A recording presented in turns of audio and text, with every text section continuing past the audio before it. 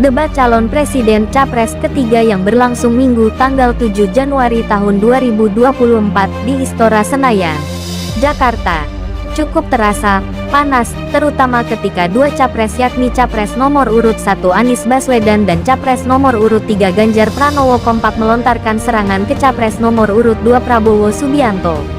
Namun tak hanya berdiam diri, Prabowo pun melakukan aksi bertahannya dengan kembali melontarkan serangan balik kepada dua capres lainnya itu, terutama ke Anies Baswedan. Bahkan, Prabowo tak segan menyebut Anies terlalu teoritis dan tak berhak berbicara mengenai etika.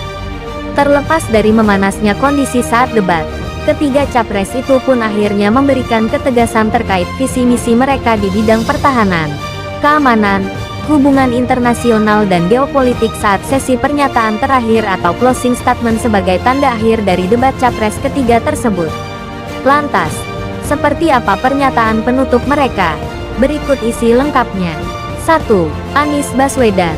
Sebagai presiden, maka prioritas pertama dan utama memastikan aman tiap keluarga dan tiap jengkal tanah.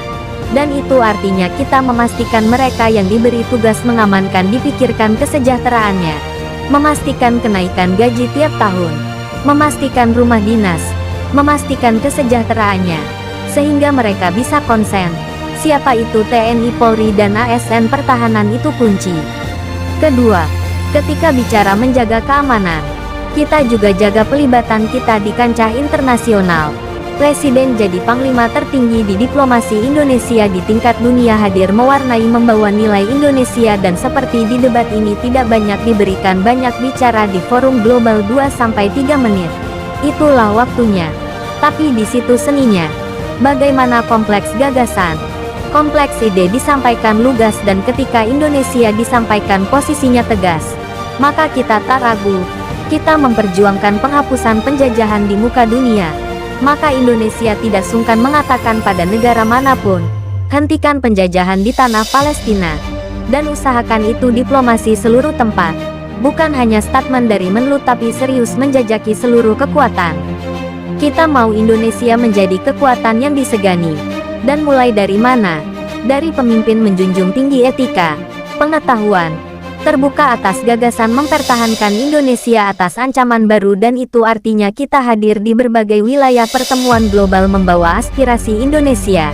Kita bawa pesan, we will no longer absent. Indonesia will be present dan Indonesia will color the world, and Indonesia absence no more respected forever. 2. Prabowo Subianto. Saudara-saudara sekalian, kita patut bersyukur bahwa dalam beberapa dasawarsa ini negara kita terhindar dari konflik bersenjata dengan negara asing. Ini berkat kepemimpinan dan kenegarawanan pemimpin-pemimpin kita. Untuk itu, saya ucapkan terima kasih dan saya mengajak kita semua mengucapkan terima kasih kepada semua pemimpin dan presiden kita terdahulu. Juga saya bertekad manakala saya menerima mandat dari rakyat untuk tetap menjalankan politik bebas aktif non-blok, menghormati semua negara menjadi tetangga, baik bagi semua negara di kawasan kita, menjaga jarak yang tidak terlalu jauh tapi tidak terlalu dekat dengan semua kekuatan menjalin ekonomi. Saya juga ucapkan terima kasih dan mengajak semuanya mengucapkan terima kasih kepada seluruh prajurit TNI dan Polri dan ASN di seluruh Indonesia yang telah bekerja keras untuk menjaga kita, sehingga kita seperti sekarang, siap untuk tinggal landas, siap untuk bangkit menjadi negara maju. Kita perlu untuk mempertahankan sistem yang sudah baik.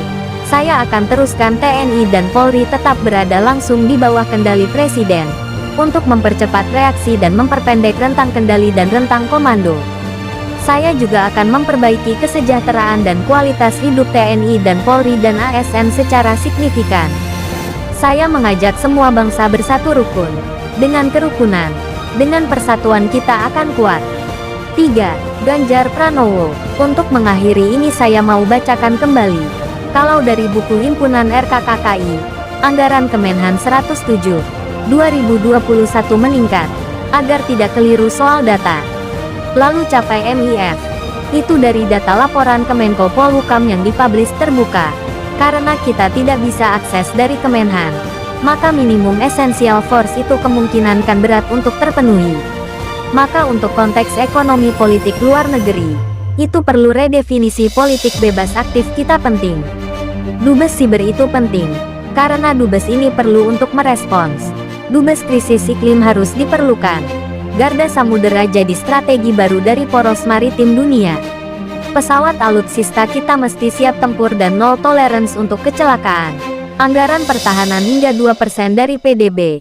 Keamanan mendorong pada profesionalisme kepolisian. Badan Siber Polri kita dorong. Dan satuan baru di setiap Polda untuk TPPO dan lalu tentu kesejahteraan TNI prajurit diberlakukan. Indonesia Garda Samudera, we are growth.